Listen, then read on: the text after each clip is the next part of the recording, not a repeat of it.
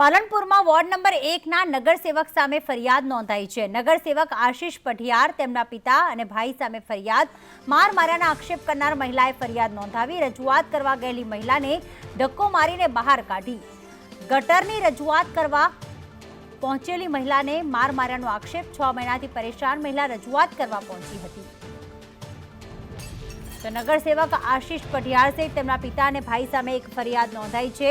નગરસેવકે જ્યારે એક મહિલા ગટરની ફરિયાદ કરવા માટે પહોંચી હતી ત્યારે તે મહિલાને માર્યાનો આક્ષેપ આ મહિલા દ્વારા કરવામાં આવ્યો છે। ત્યારે આશિષ પઢિયાર અને તેના પિતા શાંતિ પઢિયાર તથા ભાઈ રૂપેશ પઢિયાર સામે ફરિયાદ નોંધાવી છે। ગટર મામલે રજૂઆત કરવા ગયેલી મહિલાને નગરસેવક સહિત તેના પિતા અને ભાઈએ ધક્કા મારીને બહાર કાઢી હતી।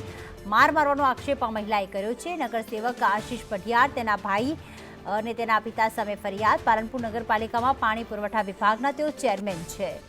ધવલ અમારી સાથે જોડાઈ ગયા છે। ધવલ, આ મહિલાએ જે ફરિયાદ કરી છે તેમાં શું આક્ષેપ કરવામાં આવ્યા છે નગરપાલિકાના સેવક પાણી પુરવઠાના ચેરમેન દ્વારા?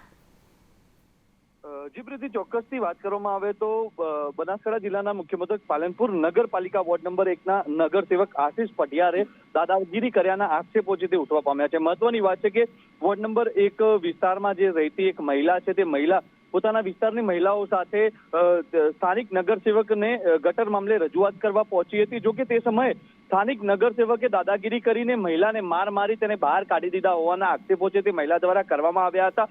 સમગ્ર મામલાને લઈને મહિલા દ્વારા પાલનપુર પશ્ચિમ પોલીસ મથકે પહોંચીને સ્થાનિક નગરસેવક આશિષ પઢિયાર, તેમના પિતા શાંતિ પઢિયાર સહિત તેમના ભાઈ રૂપેશ પઢિયાર સામે ફરિયાદ નોંધવામાં આવી છે। મહત્વની વાત છે કે જે પ્રકારે સ્થાનિક નગરસેવકની દાદાગીરીનો મામલો સામે આવ્યો છે તેને લઈને અત્યારે જે નગરસેવક છે તેમની ઉપર અનેક સવાલો ઉઠી રહ્યા છે। મહત્વની વાત છે કે ભાજપ એ શિસ્તને વરેલો પક્ષ છે ત્યારે ભાજપ પક્ષ દ્વારા હવે શું કાર્યવાહી થાય છે તે જોવું રહ્યું।